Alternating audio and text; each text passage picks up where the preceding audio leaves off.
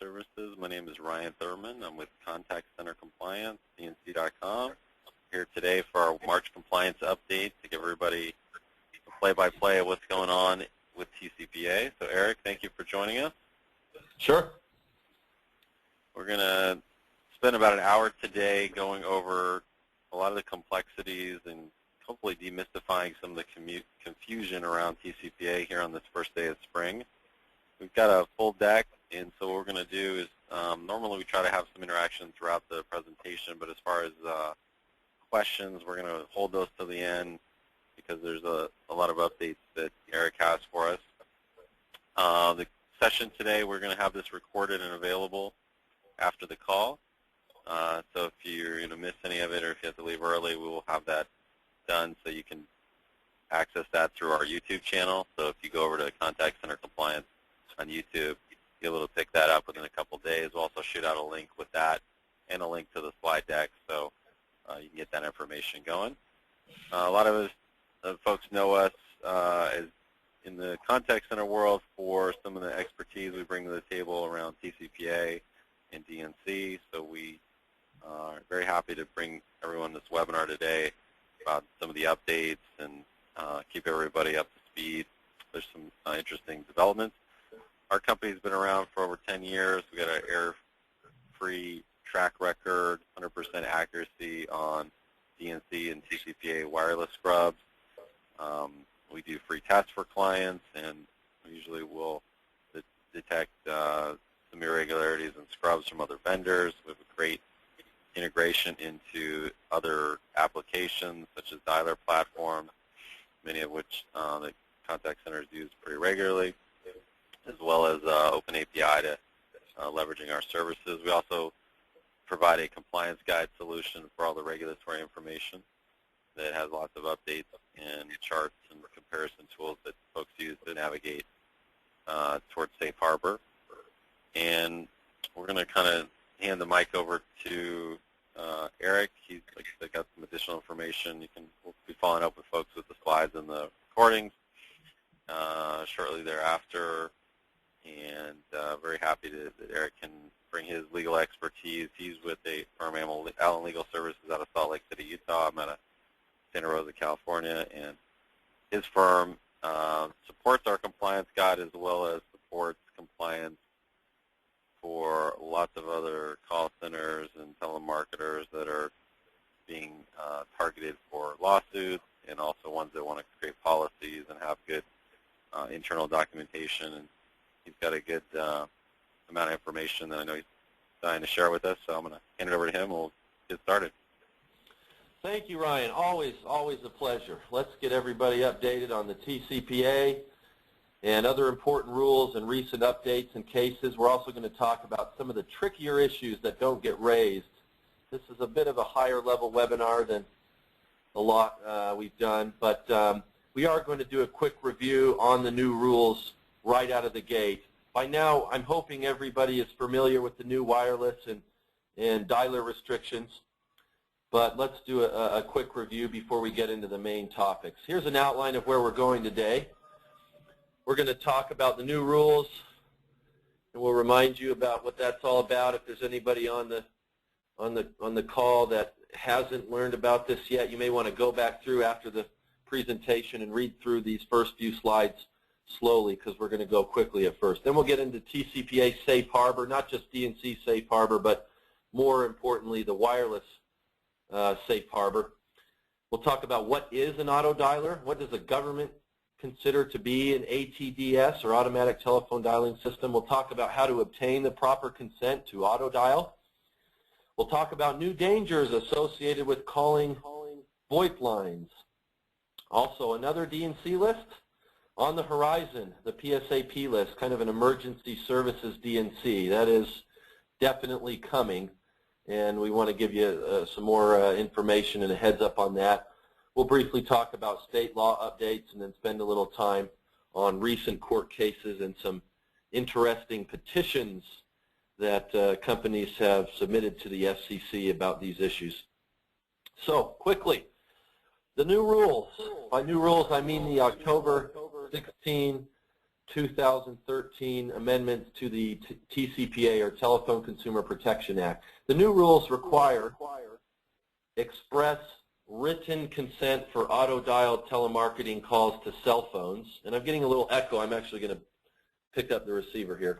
So the new rules require express written consent for auto-dialed telemarketing calls to cell phones. The new rules also require express written consent for pre-recorded telemarketing calls to consumer landlines. And they've eliminated an EBR exemption in that regard. We'll talk about that. There are new rules about how you can obtain written consent and what that means and what the disclosures are and what elements you need to make sure you use to collect and store consent to call properly.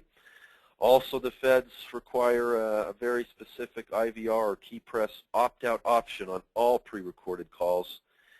And there's some other disclosure rules there. And finally, the FCC has harmonized their call abandonment rules with those of the FTC.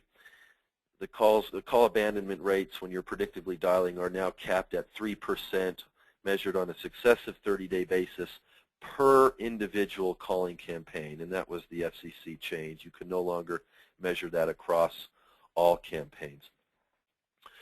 The death of EBR for auto dialers, don't let that scare you. This just means that it's no longer an exemption. EBR, or established or prior business relationship, no longer gets you around the dialer rules. It is still, and we believe will always remain, a significant exemption to the national DNC list prohibitions, but it no longer allows you to robocall your customer base. EBR still allows you to call numbers on the DNC, but it doesn't get you around the totally separate technology-related restrictions. Why should you scrub wireless numbers? Well, unless you've got the right consent, or you're not doing telemarketing, or you have some other exemption, you generally can't auto-dial cell phones, and the proper written consent is hard to obtain under the new rules. The FCC has been very specific about what they mean by prior express written consent, and it's not really an easy thing. Big fines and penalties, up to $16,000 per individual violation. So that could be per call if there was one violation per call. The government can also stack multiple fines when they find multiple violations in a single call. So maybe you violated a dialer rule and called a cell phone without consent, and then maybe there was a disclosure issue, maybe you didn't have the right opt-out, etc.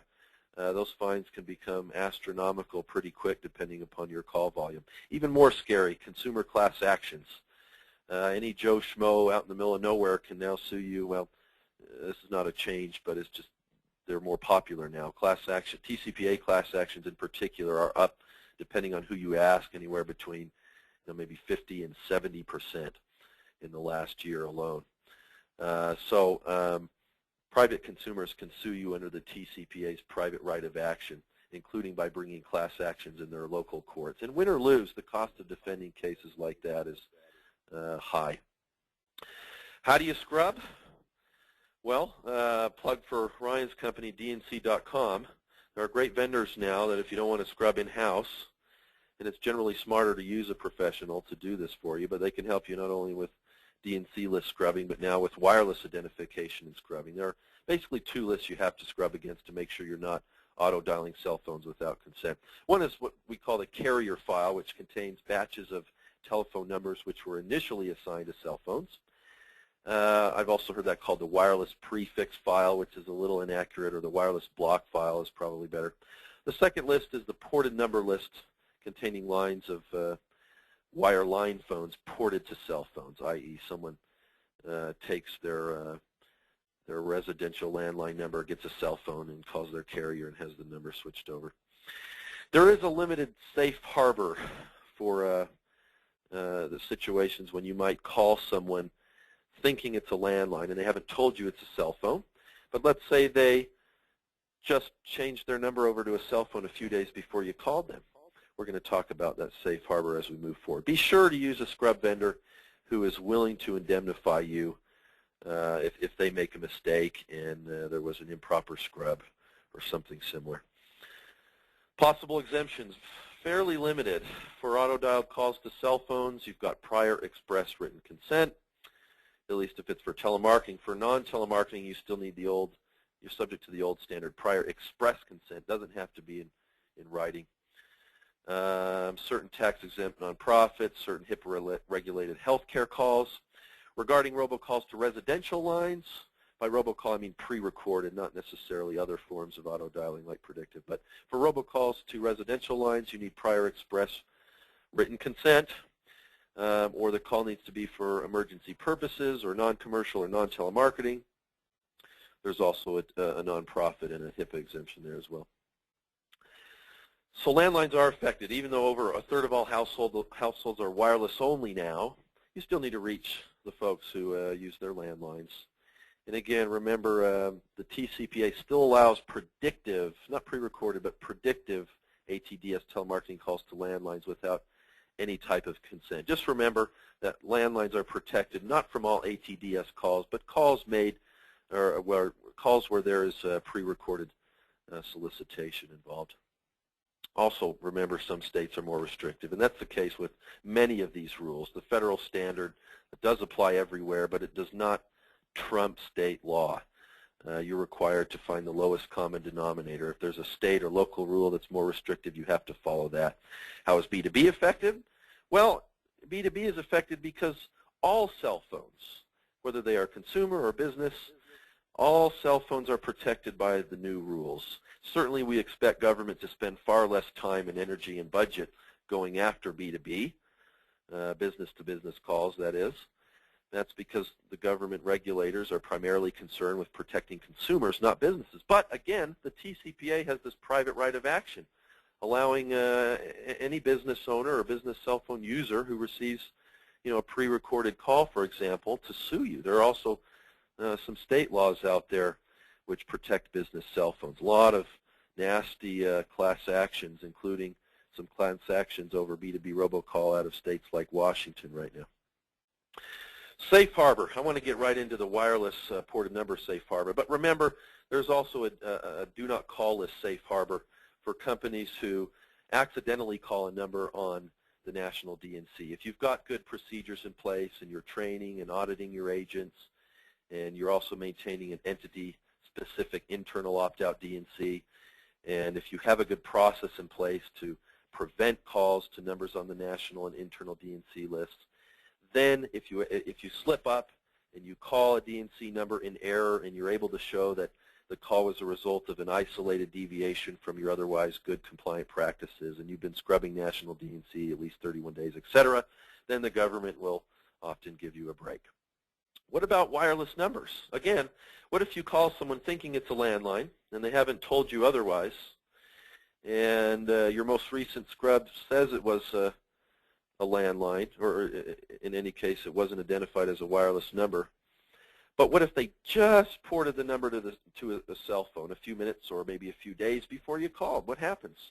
Well, we need a safe harbor here, and you'll hear different things about this from different lawyers, but we believe that there is a significant risk related to relying on the normal TCPA wireless safe harbor post-October the 16th, and we'll explain why. Here's that safe harbor. This comes from the regulations that flesh out the TCPA. I'll paraphrase, but this basically says no person may auto-dial a cell phone without consent, but, and this is at the very end in bold, in A14, a person will not be liable for violating the prohibition in paragraph, and this is important because it references only one specific paragraph. A person will not be liable for violating the prohibition in paragraph A13 of this section when the call is placed to a wireless number that has been ported from wireline service, and such call is a voice call, not knowingly made to a wireless number and made within 15 days of the porting of the number from wireline to wireless service, providing the number is not already on the national or your entity-specific DNC. So the government does give you a break. If you had scrubbed within the previous 15 days and you unintentionally call a cell phone that was just barely ported, then they give you a break. But what concerns me is that post the October 16, 2013 rule change, which added a completely separate section, which I'll display on the next slide, I don't see how on the face of this statute this exemption applies to the new ban, the ban which requires the written consent. Here's this new wireless ban, and this is in 47A2, not that other section, not A13. So you don't get this break, in my opinion. I'm not going to read this, but this is the section that requires prior express written consent to auto-dial cell phones. So realize that there's a risk now in failing to scrub more frequently than every 2 weeks. This next slide is an excerpt from way back in the FCC's 2004 report and order. This is the order that created both the wireless and DNC safe harbor provisions. Read this or follow this with me. We note that one commenter contends that the Commission lacks the authority to adopt a safe harbor. However, the record is clear that it is impossible for telemarketers to identify immediately those numbers that have been ported from a wireline service to a wireless service provider. Commenters maintain that, absent a limited safe harbor period, telemarketers simply cannot comply with the statute. The safe harbor is not an exemption from the requirements on calls to wireless numbers. It is instead a time period necessary to allow callers to come into compliance with the rules. Otherwise, the statute would demand the impossible.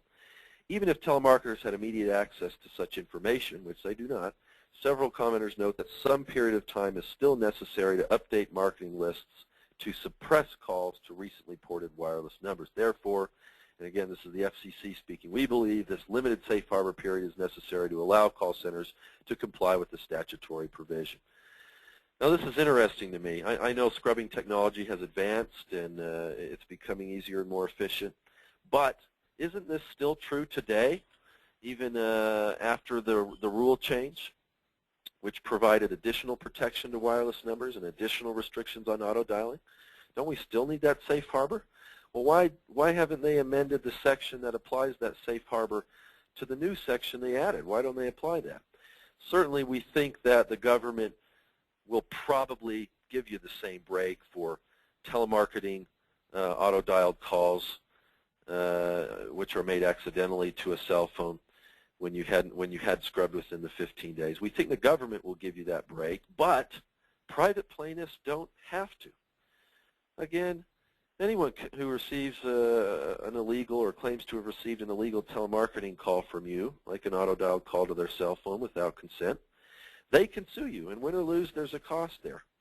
And they're not bound by whatever decision the FCC informally makes as to whether they're going to apply that safe harbor. So what does that mean? The safest course of action is to get with your dialer vendor and scrub more frequently than every 15 days if you can.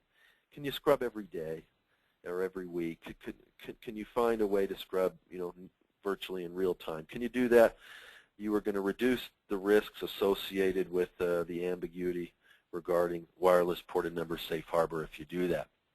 Hey, Eric, I'm going to comment on that just because this is kind of the core of our business. And please do. That's kind of what we've seen is a trend towards more use of a real-time scrub, where the scrub right before you dial, a scrub as you're bringing your campaigns in, even if you previously pre-scrubbed the data, because of the changeover with the porting.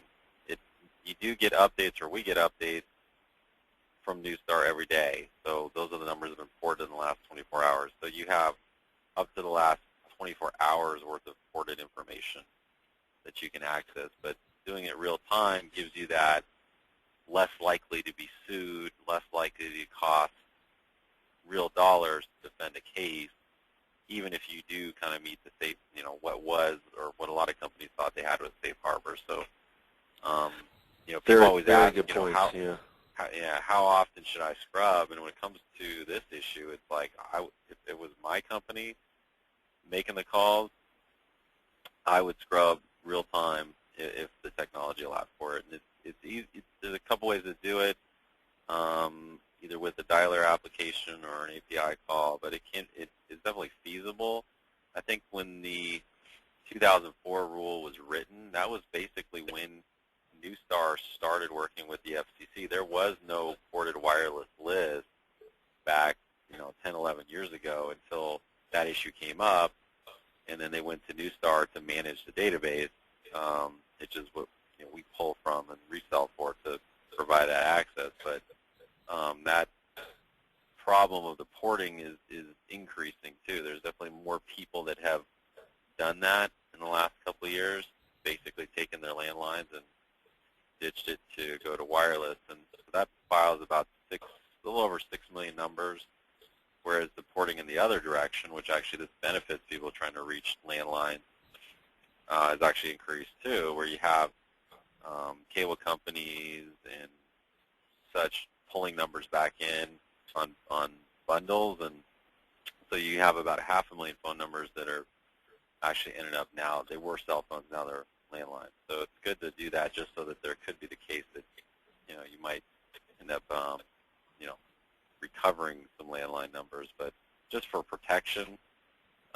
We also usually tell our clients the other good thing about doing it real time is that you have a really strong argument that how can you be doing it any better if you're doing it real time. So it's not always possible. Some campaigns, people have a hard time implementing that for lots of different reasons. So doing it daily or weekly is still better than the 15 days.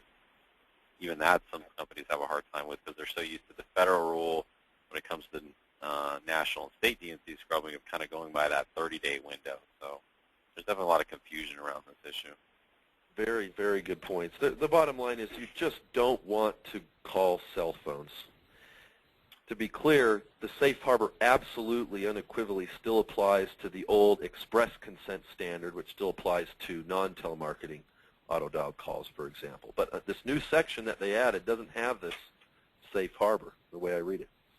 So as Ryan said, you want to get with your, I think I said dialer vendor earlier, I meant your scrub vendor, whoever you're using to identify and scrub wireless, and see if you can change that scrubbing frequency to daily or in real time. It will reduce your exposure.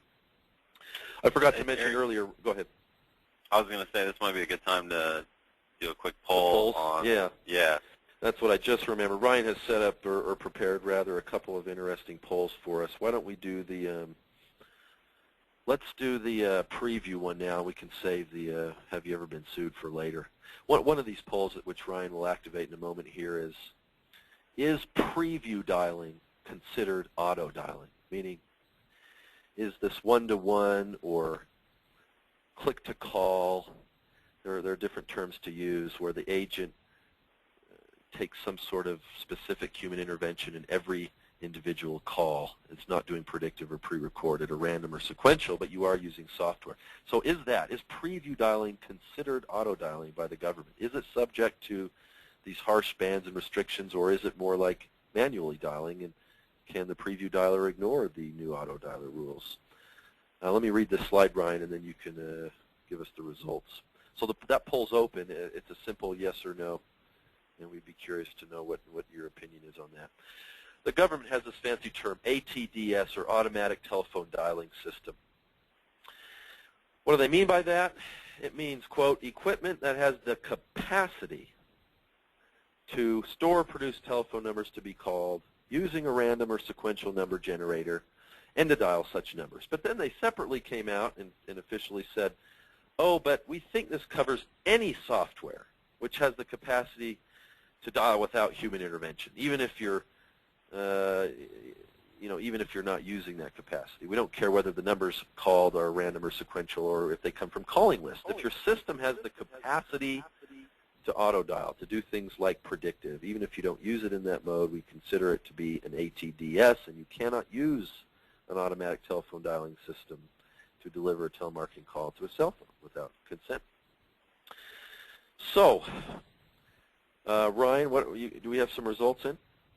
Yeah, let's see. We got some interesting numbers there. Okay, so is preview dialing considered auto dialing? What's the take?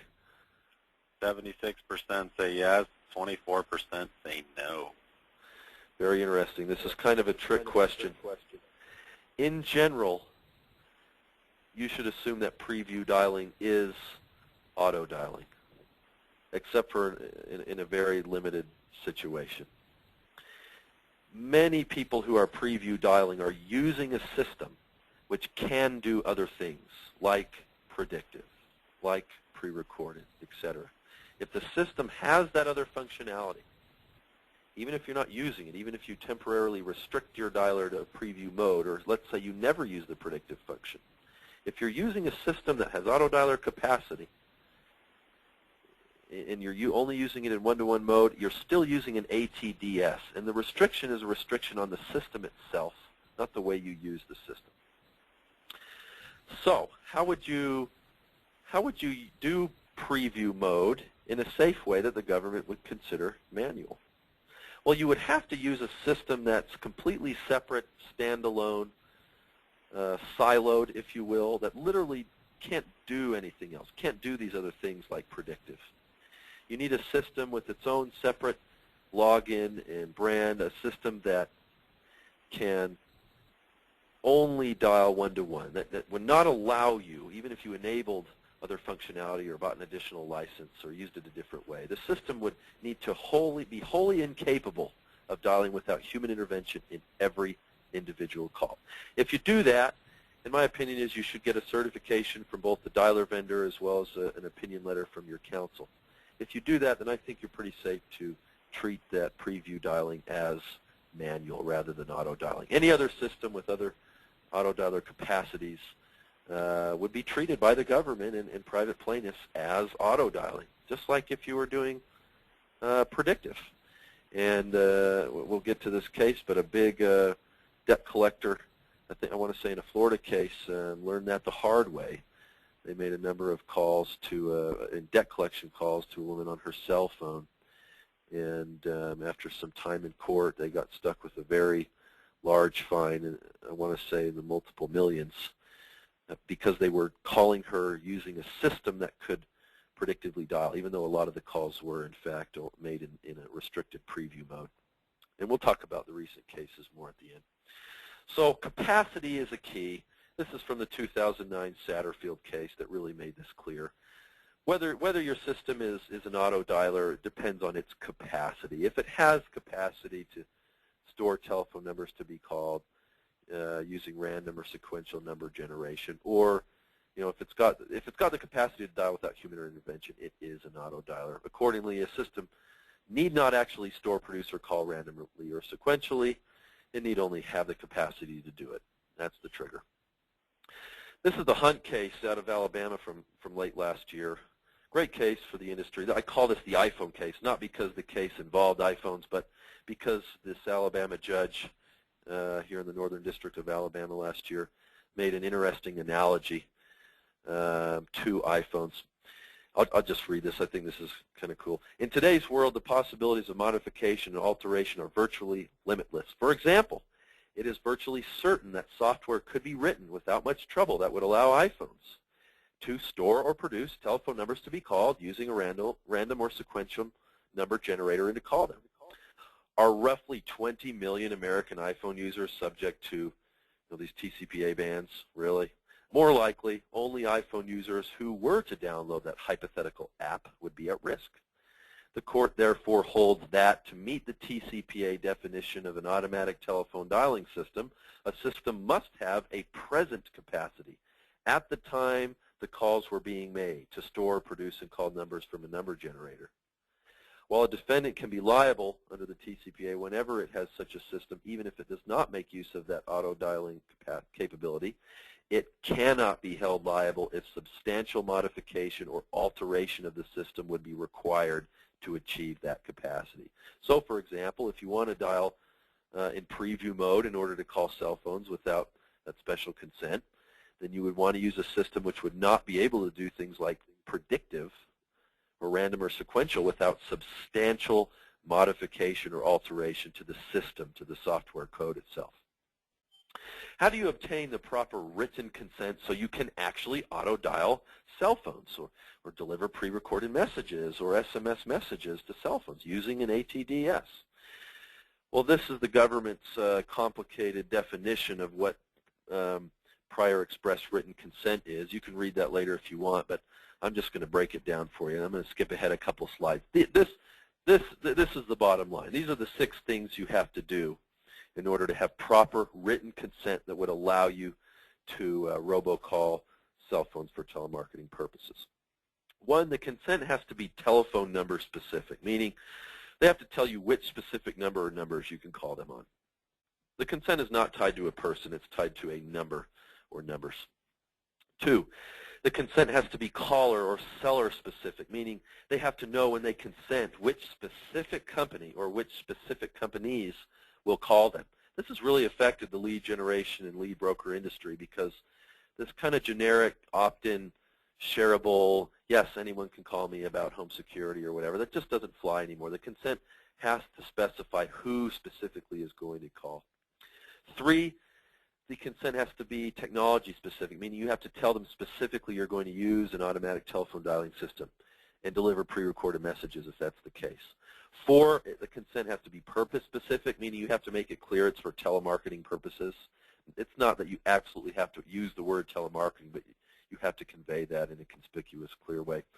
5, you have to disclose that their consent to be called is not a requirement to purchase any good or service.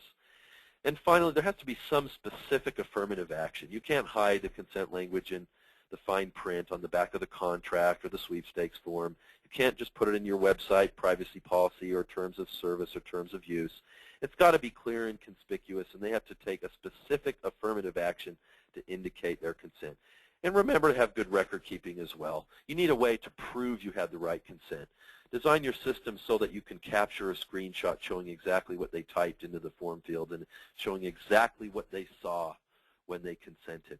If you can, you want to capture their IP address, time and date stamp it, catalog that information so that you can immediately produce to a regulator or court or plaintiff's attorney upon request proof of the consent. Getting the consent is only half the battle. If you can't prove you were in compliance years later, then you're going to lose your lawsuit. Okay, some practical examples. This is kind of like what you'd use on an opt-in website form maybe. The first example is definitely not compliant. It doesn't have those 6 items. Second, this is kind of scary and long. It would absolutely be compliant, but who's going to click yes on this? By clicking the submit button below, I expressly authorize, and then you put the specific company, to deliver or cause to be delivered telemarketing calls, pre-recorded messages, and SMS text messages regarding their products and services using an automatic telephone dialing system or an artificial or pre-recorded voice to me at the number I entered above. Even if this number is a mobile number, I understand that I'm not required to give my consent as a condition of purchasing any property, goods, or services. Submit. Kind of spooky. What about a nice compromise that I think is still likely compliant? By clicking the submit button below, I expressly authorize ABC Inc. to call me or send me recorded messages or texts about their products using automated technology to my telephone/cellular number I entered immediately above. And I understand I'm not required to give my consent in order to make a purchase. Submit. I think that would be compliant, especially if it's clear and conspicuous and the affirmative action and you have good record keeping. This is some non-compliant stuff I've seen over the last few months, and I apologize if you attended another recent seminar of ours like the one in Salt Lake City. A few of these slides were cannibalized from my other PowerPoints. So at least on 2 of these, you would know the companies if I told you. Major brands, non-compliant, they could get in real serious trouble if they relied on an opt-in like this or like these in order to call or auto-dial cell phones. Thinking outside the box. Couldn't you put a whole list of companies that might call them? I think so. Yeah, I think that meets the requirement that the consent be, caller or seller specific. Like this, by clicking submit, you agree to be contacted by up to 2 of EDU Inc.'s partners. ABC University, 123 College, Smartass Institute, Badass Tech, at the number/cell phone you entered immediately above using automated technology, et cetera, et cetera, et cetera. I think you can do that. What about this? This kind of takes it to the next level. Some people might disagree with me on this, but I think this is relatively safe to use a link if you do it right. By clicking submit, you agree to be contacted by all of the companies listed here. Link to the list. Regarding their exciting educational opportunities at the number/cell phone you entered above using automated technology, including pre-recorded messages, text, etc. Be sure to read this list of companies who might call you. I think if you did that, and again, you met all the other requirements, you could still do lead generation for a whole bunch of partners and affiliates and lead buyers and stay in compliance. Certainly, it's more risky, though. What about incentivizing the consent? We already know, and the government's made it very clear, that you cannot require them to consent in order to buy from you. But could you incentivize? Could you give them a discount? could you essentially buy the consent from them? I have heard that the FCC has said offline that they frown upon this. But the way the law is written, the only restriction in this regard is conditioning or tying the consent to purchase. You have to provide them a nice, easy way to purchase without consenting. But I think you can bribe them. I think you can incentivize them. And until the law changes or the FCC makes some formal statement that it's not appropriate, I think you ought to do that if you can to help build up your opt-in consent database. What about a double opt-in? Meaning, let's say they put their information on a web form, but you really want to make sure they put in the right number. You don't want to call a wrong number or someone who put their grandma's number or their friend's number on there who thinks their friend might be interested in the solicitation. One person can't generally give consent on behalf of another except in limited situations. Having a double opt-in where maybe you receive the web form opt-in and then you send them an email or a text to confirm it, make sure it really is them and they really want to receive future auto-dial calls, that reduces or eliminates those risks. Can you get consent by recording them verbally saying that the future calls will be okay? Sure. With the right language and record keeping, verbal consent would qualify as a signed writing under the Federal e-Sign Act. The FCC was very clear on this. Yes, you don't need a pen on paper to have a signed writing. Under the e-Sign Act or similar state laws, if you follow the right procedures and document it right, a whole host of things might be considered written consent. It could be an email, a text, a website form, or it might be a digitally recorded verbal opt-in. Be careful, though, when you're asking a consumer on the phone, like maybe there's an inbound and you want to get consent to make follow-up outbound auto-dial calls, including to their cell phone. Be careful that you don't explode your internal opt-out list, your internal DNC. Let me show you. Mr. Bieber, one more thing. You know, there's never any requirement to consent to our marketing in order to purchase from us, but would it be all right for Allen Legal to call you at 1, 2, 3, 4, 5, 6, blah, blah, blah, using automated technology, including pre-recorded messages about our legal services? Wonderful. But what if they say no? Do you have to treat that as an opt-out and just never call them again? You have to put them on your internal DNC? Well, you'd want to train your agents carefully so that you don't accidentally explode your internal opt-out list. If they say no, follow up with something like, well, okay, that's no problem, Justin, but just to confirm, we can still call you occasionally about our legal services so long as we don't use automated technology recordings, right? Make sure that it's not a broad, sweeping internal DNC request when they say no. Clarify, follow up, and train your agents. VoIP, big new danger with VoIP lines. Ryan, why don't we do that second polling question now? Ryan has another question he can activate. Has your company ever been sued in a telemarketing case, essentially? I'm going to read this VoIP slide, and then we'll have Ryan give us the results. Please vote. We'd be curious to know what percentage of the industry who's participating on today's webinar has been sued regarding their telemarketing campaigns. Again, a simple yes or no. Have you been sued? Okay. This is the issue with VoIP. Let's read the new prohibition carefully. It's not just protecting cell phones. No person or entity may, and I'm skipping certain sections, but no one may initiate a telephone call to any telephone number assigned to, a cell phone, blah, blah, blah, blah, blah, blah, blah, or, this is at the very end in bold, or any service for which the called party is charged for the call. Super, super scary. There was a big case last year over where a telemarketer was held liable, was sued and found liable, had to pay a big judgment for calling a number that was VoIP, and they were charged per call. Ryan, you want to give us the results on that second poll? Sure. It actually was fairly interesting. Results showed that 15% of people, about 63% of the people that are on the call, there's probably, right now there's about 157 people on the call, so 15% said yes. So more than I was thinking this would be more, maybe 5-10%, but I mean, I'm sure if we added collections in there or some of these other things that people get targeted for, but in any case, a decent percentage of our participants today have been sued, or their company's been sued, regarding a telemarketing issue. That is scary, especially considering telemarketing lawsuits are on the rise. Again, up 50, 60, maybe as much as 70% in the last year alone. That includes many class action cases. Here's a scary VoIP case from last year, the Monarch Recovery Management case. In this case, it didn't even have to go all the way to trial. The court granted summary judgment against the defendant call center. They were a debt collector who was using an automatic telephone dialing system to call residential VoIP lines. The court found that because the plaintiff used a VoIP line that charged him for each call, and because the call was not for an emergency purpose and there was no consent or any other exemption, I assume, the defendant had violated the TCPA's prohibition on calling using an ATDS or using an ATDS to call numbers. And again, these are not cell phone numbers, just numbers where you're charged for the call, like a VoIP line. Very, very scary. How do you know if the number you're calling is a VoIP number? How do you know if they're being charged per call or how they're being charged? How can you know that? Eric, I'll give you my take on this VoIP issue. We've done some research into it, and the issue is not, well, there's a couple issues. Number one is the identifying VoIP numbers. How do you do it?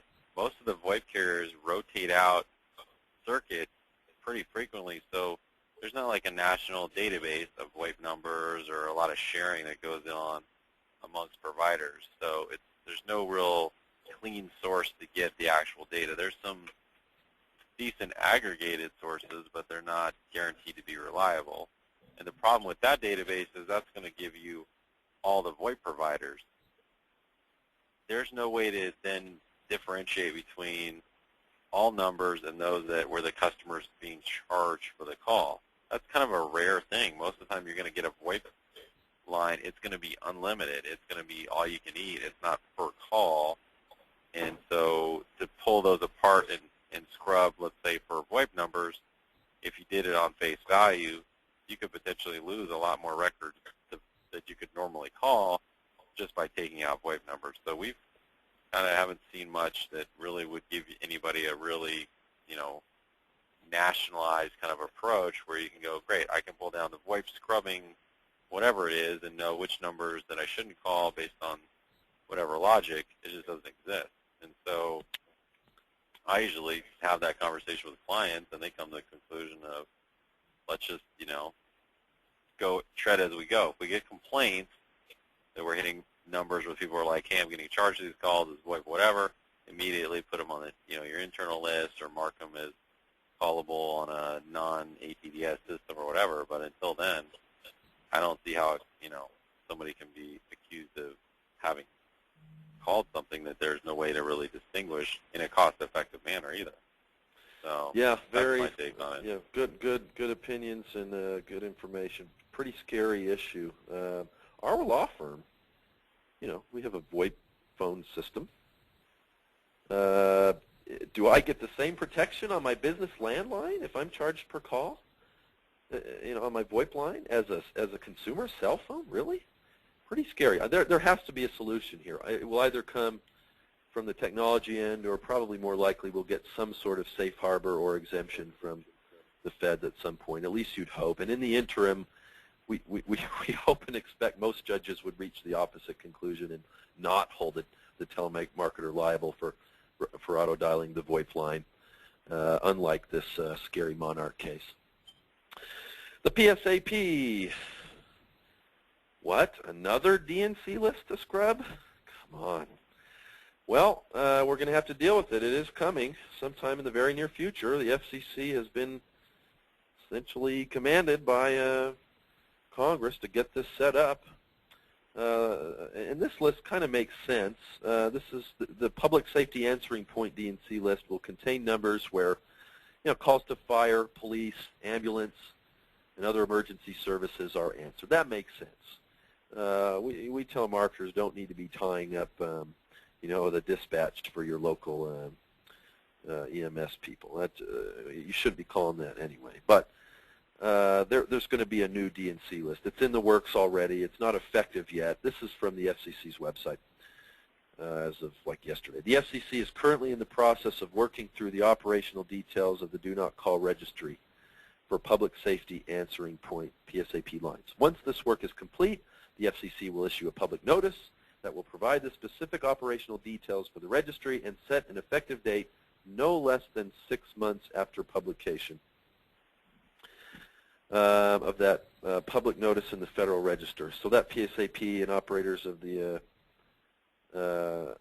automated dialing equipment have adequate time to prepare. And actually, Scott in my office just told me that was a summary, not a direct quote from the FCC. But that's basically the status on that.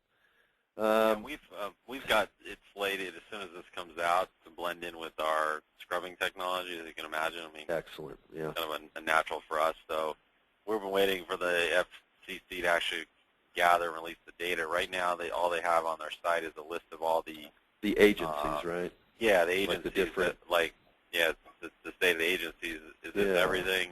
The Salt Lake City Police Department, but the numbers aren't there. Yeah, there's phone numbers. There's been some speculation that part of the holdup, and again, once they announce it that this is final, we'll get at least a 6-month window to get ready and be ready to be compliant. But there's some speculation that there's a big national security concern, i.e., do we really want to publish this list when maybe a terrorist could pose as a telemarketer by the list, and then robocall blast all of our emergency services numbers in anticipation or in preparation for some sort of terrorist attack. I think part of the holdup is dealing with that. Again, I don't know that for sure that's the case. I just heard that from a few sources. You can learn more about the PSAP on the FCC's website. Let's see, did I skip? Well, let's see here. Okay, let's do state law updates. Just a few things. Wisconsin Senate Bill 97 would make, if it's passed, it would make political pre-recorded messages illegal at the state level. Also, you've heard about this. This came out maybe a couple months ago, I want to say. Wisconsin Senate Bill 155 would actually eliminate the Wisconsin state DNC list. And in lieu of having their own special state DNC list, they'd simply make it a violation of their local state law to call any Wisconsin number that appears on the national DNC. All of Wisconsin's other telemarketing laws would remain in effect. But the bottom line is they want to fire their outside vendor or contractor who's handling that, I suspect, to save money. That's on I've heard that last I checked, a week or two ago, that bill, it's essentially passed. It's just sitting on the governor's desk for signature, so stay tuned on that. Kansas Senate Bill 308 would authorize the Kansas State AG to penalize telemarketers who call mobile numbers on the DNC list. Right now there's kind of a loophole. The Kansas AG is actually only authorized by state law to go after landline DNC violations, so they're trying to close that loophole. Some recent cases. We're just about done here, and then we can take a few questions if there's time. Some recent court cases. The Sensia Salon case from November of last year, so just a few months ago. The court stayed this case and specifically said, we're not going to decide this telemarketing case because we need the FCC to clarify what they mean by ATDS. Well, yeah, we all need that. The case involved text messages that were transmitted using technology that didn't place outbound calls per se. They didn't dial phone numbers, but rather the company had a special relationship with the carriers, and they were able to somehow, and I don't totally understand the technology, but they were able to deliver the text messages to the recipients without making a traditional dialed phone call. So a sign that a lot of, or not a lot, but certain federal and state judges are now saying, you know what, this is just, the law is too unclear and ambiguous. We need more guidance from the FCC. We're not even going to let this case move forward until we get it. A lot of judges still making decisions, though, so don't count on that if you get sued. The First American Homebuyers case, this is a call recording case from just a few weeks ago. California, as you know, has a very strict call recording law. It's one of maybe about 10 states where they're called two-party or all-party consent states, meaning it's not enough that your own phone agent knows the call is being recorded. You have to get everybody's consent on the call to record it. And this is why the best practice is to disclose at the beginning of all your calls that are recorded that it is being recorded, because courts have held that If they stay on the line after you give the call recording disclaimer, they impliedly consent to the recording. In any case, that this disclaimer didn't happen in this case, and the caller recorded the call with the consumer without their consent or without telling them it would be recorded. And that consumer filed not just an individual lawsuit, but a class action. These are becoming more and more popular, these scary call recording class actions out of California. There's a private right of action there and some pretty big statutory damages. So I apologize for getting distracted there. In this case, the California court denied the class action.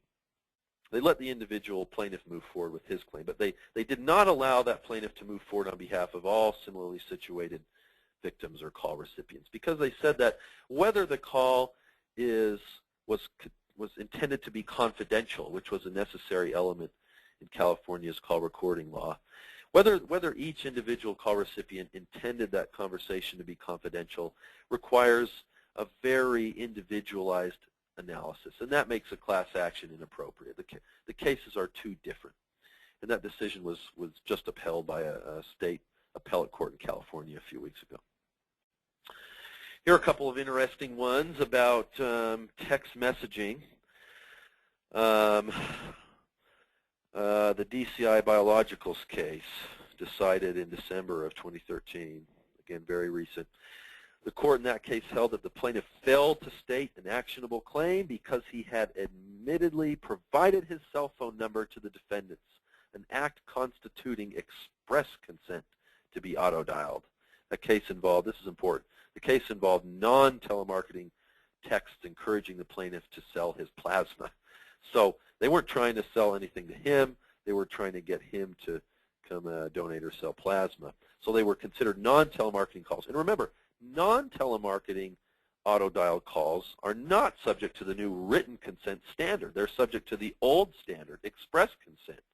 And interestingly, the FCC had previously given an exemption at the request of the debt collection industry, I believe, but they had allowed an exemption for when you want to make non-telemarketing auto-dialed calls to someone, and they provided their number, like their cell phone number in particular, to the business in the normal course of business. Like when you got a car loan, maybe they put their cell phone number on the loan application or something. The FCC says you get, and this is kind of an oxymoron, but they had said you get implied express consent to deliver that call. Again, that's for non-telemarketing calls. Telemarketing auto-dial calls are subject to the new standard, the October 16 consent standard, express written consent. There's no implied consent exemption there. Somewhat similar case, the Car2Go case decided just last month. The court in that case held, Car2Go is like a car sharing plan or service, and the court in that case held that a consumer who voluntarily provides a cell phone number when registering online for membership has given prior express consent. Again, this is all per that FCC's interesting oxymoron implied express consent exemption. The case involved non-telemarketing verification texts to members of car sharing plans. This is an interesting quote. In Mr. Adderhold's case, although he arguably did not explicitly grant permission for Car2Go to contact him by text message regarding his registration form, no reasonable person in his shoes could have doubted that Car2Go would contact him in some manner. Again, put that out of your mind if you're telemarketing. These were for non-telemarketing verification texts. Some recent petitions. We're about to the end here. Let's see, last couple slides. Well, I'm going to blow, I guess I have a handful of slides left. I'm going to skip some of these. There are, we were looking yesterday, my office, in the last 30 days alone, the FCC received over 93 comments and petitions regarding TCPA issues, a lot of them about the new wireless and dialer rules. PACE, formerly ATA, PACE, the Professional Association for Customer Engagement, their petition was received by the FCC on October 2013. There's a handful of others in here.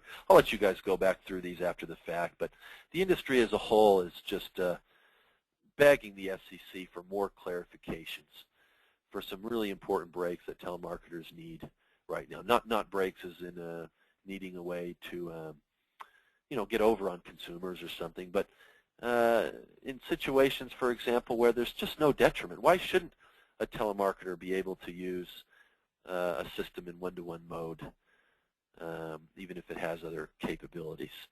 So the PACE petition and some of these others are asking the FCC to clarify what they mean. Feel free to read through those after the fact, or get on the FCC's website and look and read them, the full text versions on your own. I would encourage you to comment and make your own voices heard if you feel strongly about these issues. Final tips. As always, you need to stay on your toes, be dynamic, act quickly to deal with the new wireless consent rules, analyze your dialing software. Is it an ATDS or not?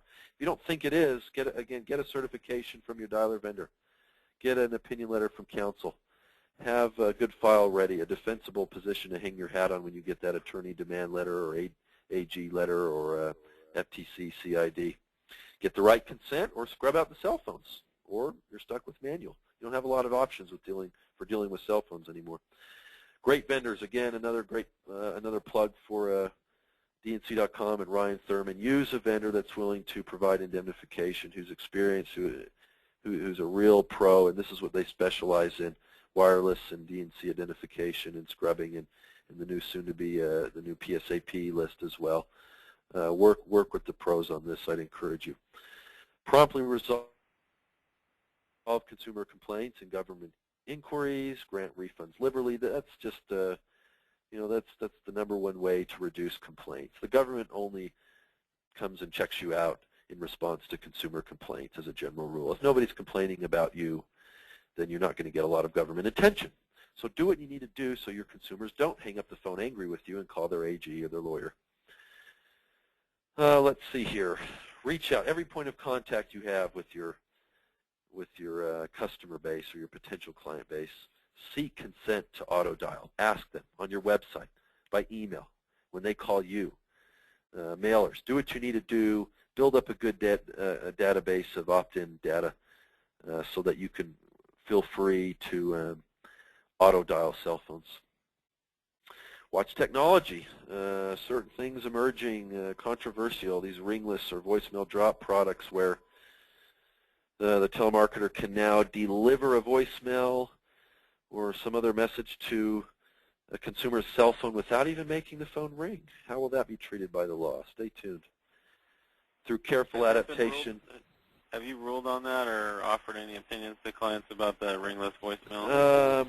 Eric, or you'd rather talk about that offline? Yeah, talk to me offline. There are some distinct risks, but I think if you did it right, you would have a fairly defensible position that that's not auto dialing. It is very complicated, and we don't have time today, but hit me up after the call by email or telephone, and I'll be able to give you my 2 cents on that.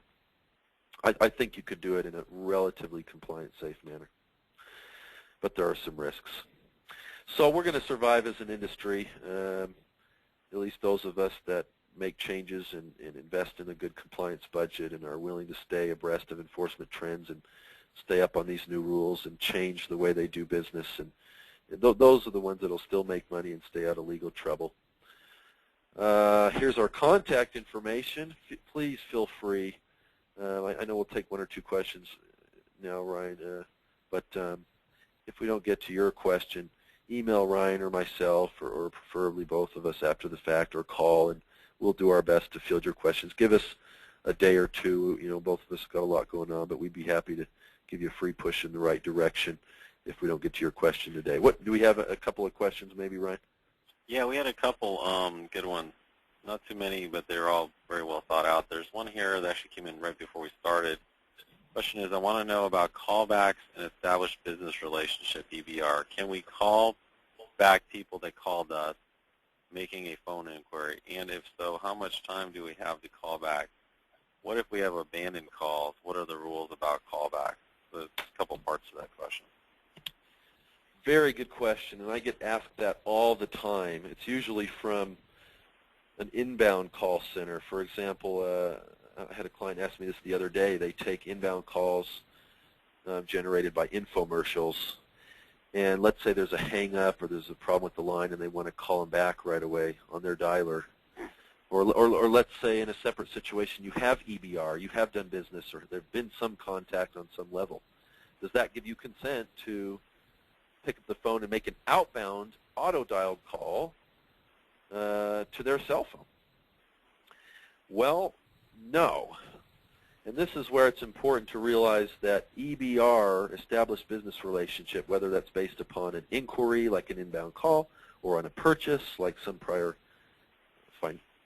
financial transaction, EBR is no longer an exemption to the dialer rules. It only gets you around the federal and most state DNC lists. So your EBR that you get when someone calls you and then hangs up and you want to call them back, for example, that established business relationship exemption allows you to call them back even if they're on the national DNC list, but you would have to call them manually if you're going to auto-dial them and if the number is a cell phone. So I hope that answers the question. In short, the answer is no. You can't just there can't just be a hang-up and you can't just call them right back on your dialer. You could fat finger dial them even if they're on the national DNC, but if you call them back on the dialer to their cell phone merely because they had first called you or something doesn't give you that prior express written consent you need to make an auto-dialed outbound telemarketing call to a cell phone.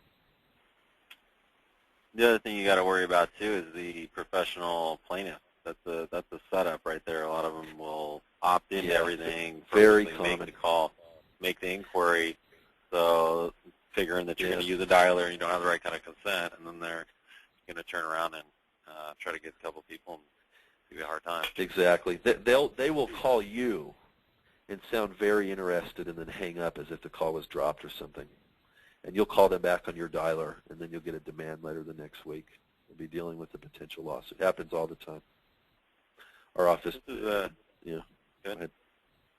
I was going to say, yeah, that seems like it's becoming more common. Yeah, I mean, we field calls like that at least on a weekly basis. Our office, I can't remember if I mentioned, we've got a practice based on business side telemarketing compliance. We represent hundreds of call centers, dialer vendors, sellers, lead generators, lead brokers across the country. We do primarily the compliance, but we get calls at least every week about lawsuits and threatened lawsuits, and the plaintiffs' bar is becoming very aggressive. Both the professional pro se plaintiffs who sue on their own. They figured out the court forms, they figured out their rights, and they can sue you without a lawyer in their own local court. And also the attorney bar, the attorneys who had spent most of their time doing like these toxic tort class actions like, Fen-Phen, Vioxx, Bextra, Dupuy, HIP, et cetera. A lot of them are relearning, other practice areas and investing now in marketing to find people who say they've received illegal telemarketing calls, and then they file these TCPA class actions. They only need one plaintiff who says they received an illegal telemarketing call, and by adding some careful language to their complaint, they can turn a single lawsuit into a big, scary class action that will be expensive to defend whether you win or lose. Here's another question. Again, be compliant and be compliant. Know whether you're calling cell phones. If you're going to call cell phones, do it the right way and document it, and then you don't have to deal with these guys. When you get that letter, you shoot back your proof of consent or your opinion letter that your dialer's not an auto dialer, et cetera. Be prepared, and then you can rest easy and not be scared by the ever-growing TCPA plaintiffs. We had another question about pre-recorded calls. We talked about those early on, which was, do pre-recorded calls to landlines for shipping notices require prior express consent? Do pre-recorded shipping notices, i.e., hi, this is ABC Inc. We'd like to let you know that your book is in the mail. Does it sound like that's what you're talking about? In this case it's stakes, but yeah. Yeah, that is stakes not are in the mail. That is, as long as it doesn't go, as long as the message doesn't cross the line and have any other type of promotional or solicitation like statement in it, then it's not a telemarketing call and is therefore not subject to the new written consent standard. However, the old standard would still apply, meaning even if the call is not for telemarketing, any pre-recorded call to a cell phone requires at least express consent. Again, that can be implied if they provided you their number in the normal course of business, like in some of those cases we saw. But you wouldn't need that new, nasty, hard-to-get written consent with the 6 special elements and disclosures and stuff. So yeah, you would need some level of consent, even if it was implied by the fact that they gave you their number. And again, you need good record keeping, et cetera. But you don't need the new written consent that a telemarketing robocall requires. What about the dialer issue? I had a good question about, we were talking about what could be considered a dialer. Would not an iPhone in its current configuration or even a standard office phone with speed dialing fall into the storing and dialing, therefore making it an ATDS? Well, yeah, it certainly could. I think some judges would take that position, and that's scary, kind of like the VoIP case. I mean, technically, the way the law is written, it is so broad. It captures just most technology in this regard. However, thankfully, virtually all the courts that have addressed this issue, certainly on the higher appellate levels, it looks like they're coming out and saying, you know what, unless the device, like in that Hunt case, the Alabama case, I think it was, where the one I call the iPhone case, where the court said, no, this is just silly. To say that any device which could conceivably do random or sequential or predictive or whatever, to say that any device which could do that under any configuration is an ATDS is just silly. It would mean that every iPhone, you know, what was it, 10 or 20 million iPhone users are walking around with an ATDS. He says no. It's only the ones that have that capacity. The iPhone user who downloads the autodialer app, they're the ones at risk. But in general, the cell phone issue is so scary because of this uncertainty and ambiguity, and because of how broadly the language is, and because private plaintiffs don't have to give you the same breaks as the FCC when it comes to enforcement. They can just argue, they can sue you, and in court they can argue that your system was an ATDS, even if you're adamant that your system was not. You know, they could sue someone who telemarkets from their iPhone, and then you have to defend yourself. And even if you win, you most likely don't get your attorney's fees back. In general, you're out that money. Even if you beat the lawsuit, there was time and cost and expense and stress and distraction involved. So the cell phone issue is pretty damn scary. You want to just not call cell phones unless you've got very specific consent, or you're fat finger dialing, or you are using a system that you have carefully researched and vetted, and you've got good legal and technical opinions on it.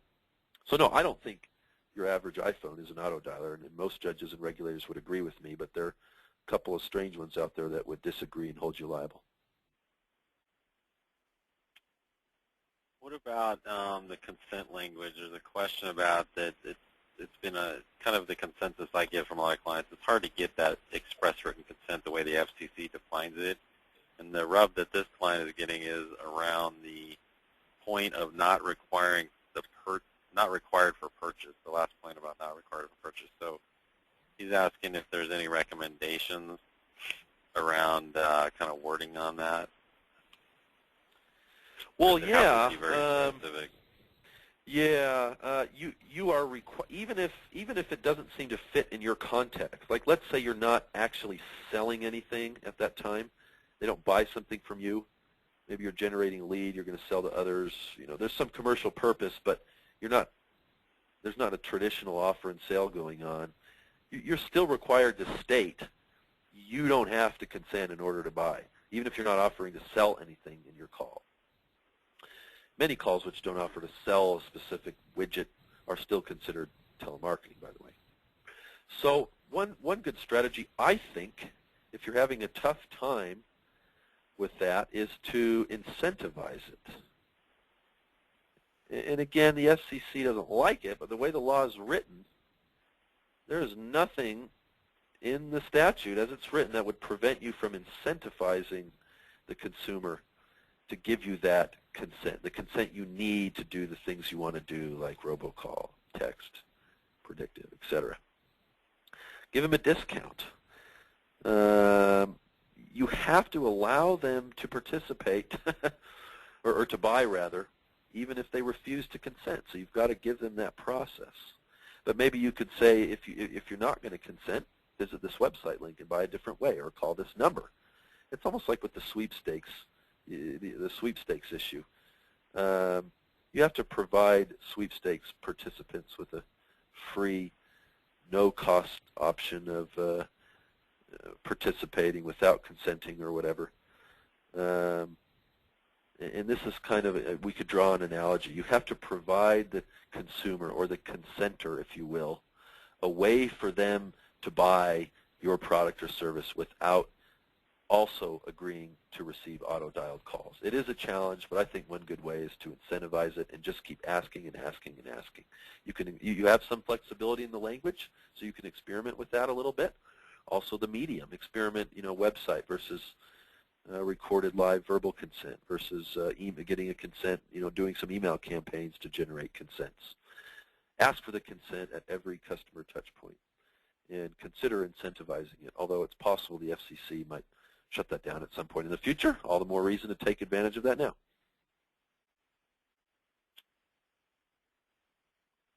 We got a couple more questions here. This one's really kind of headed in your direction, Eric. I mean, do you guys offer resources for kind of a TCPA DNC policy in terms of forming those for companies? Yeah, there's not one template that will work for everyone because, I mean, a lot of it will be the same, but you really want a custom DNC policy and now a wireless policy.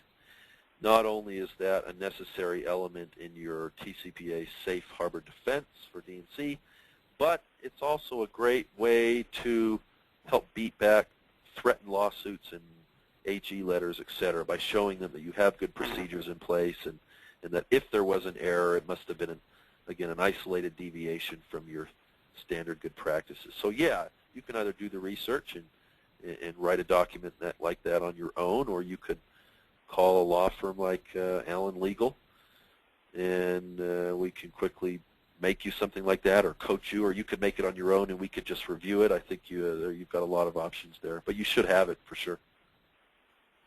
I just got an email alert about a big TCPA case that just hit. I don't know if you saw this, Eric, but it was T-Mobile. They agreed to pay $5 million to settle TCPA class action. I had not heard that. It must class action, alleging the company used autodialers to call non-T-Mobile customers on their cell phones without consent in violation of the TCPA. Literally just got this mailbox. It says that they had their T-Mobile is going to pay $90 to each members of the class, which has about 100,000 members. Wow. So, wow. Yeah, I wouldn't want to be in the compliance department over at T-Mobile right now. Looking for a new job. So they're going to pay a lot of money, and those attorneys, the plaintiff's class counsel, are going to get very rich off that case and put up a whole bunch more, probably, infomercials and advertising to try and sign up more people who say they've received auto-dialed calls on their cell phones or pre-recorded on their landlines without consent. We've just seen the tip of the iceberg on these TCPA cases, I think. Compliance mistakes cost big money.